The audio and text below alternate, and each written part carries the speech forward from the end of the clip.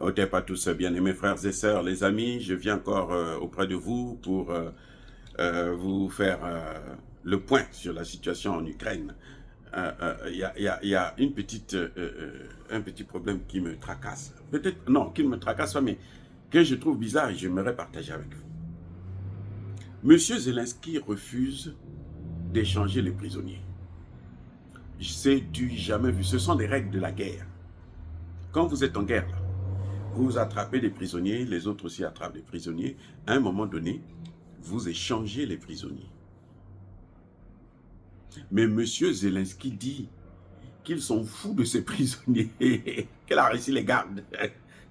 Bon, attendez, les amis, franchement, quel est le message qu'il donne à ceux qui sont sur le terrain de bataille, ceux qui sont en train de combattre? Il leur donne quoi comme message? Si ceux qui, quand ils apprennent que non, mais ceux là-bas, bon, peut-être qu'ils n'auront pas l'information, mais en tout cas, s'ils avaient l'information, ou quand ils auront l'information, quelle sera leur attitude? S'ils savent que lorsqu'ils sont prisonniers, ils sont abandonnés par leur propre gouvernement. Comment peut-on expliquer un tel comportement? Vous voyez, c'est un peu ça. Monsieur Zelensky, en fait, il est en train de jouer avec du feu. Pas plus tard que hier, eh ben, les Européens et les États-Unis, je veux dire que l'OTAN, lui a signifié clairement, ouvertement, sans passer par un détour quel qu'il soit, sans passer par le dos de la cuillère, qu'il n'était pas question qu'il puisse être admis au sein de l'OTAN. Que l'entrée au sein de l'OTAN, là, il faut attendre peut-être 10 ans, 20 ans, 25 ans. Quand tu seras écrasé, complètement écrasé par la Russie. Ouais, comment ces gens-là, ils fonctionnent. Et ça, c'est très important pour les autres pays qui suivent. Vous savez, je vous ai parlé du coup d'État en Géorgie. Ils sont en train de mener un coup d'État en Géorgie. Et la dame, qui est une Française, franco-géorgienne, est en train de jouer le jeu pour vendre son pays. Mais qu'elle sache qu'à la fin, ça va se retourner sur elle-même aussi.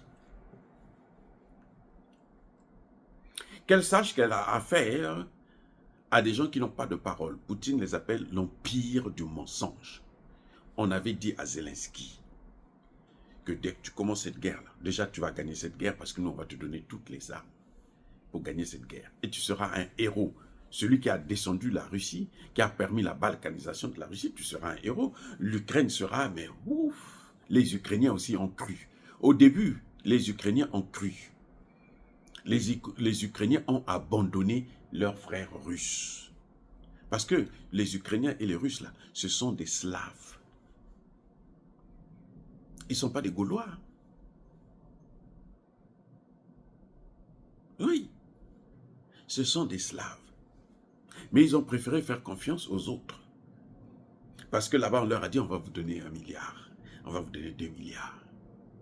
Et le milliard qu'ils sont en train d'avoir, là, c'est la perte. C'est 1 milliard. 1 million de morts. Maintenant, Zelensky, comme on lui a dit ça, il se dit, il faut que j'attire encore l'attention vers moi. Il faut que je fasse quelque chose pour qu'on puisse se dire que l'Ukraine est encore là. Il faut faire quelque chose pour l'Ukraine. Il refuse d'échanger les prisonniers. Il abandonne les prisonniers. Je vous ai déjà dit que au combat là, actuellement, les militaires ukrainiens abandonnent les blessés. Ils les achèvent même. C'est-à-dire qu'on les laisse dans l'immeuble, ils sont en train de partir, avant de faire partir, ils descendent l'immeuble et puis ils s'en vont. Oui. Ceux qui sont au combat, actuellement en Ukraine, ils n'ont pas le droit de tomber malade ou de blessé. Si tu es blessé, on t'achève. Les Ukrainiens eux-mêmes te finissent. Voilà ce qui est en train de se passer. Vous ne voyez pas que c'est grave ce qui est en train de se passer? Les Occidentaux le savent. Attendez, je reprends. Les Occidentaux, là, ils le savent. Puisque ce sont eux qui sont les maîtres, qui les aident pour le renseignement, l'information, ainsi de suite. L'utilisation de certaines armes. Ils le savent.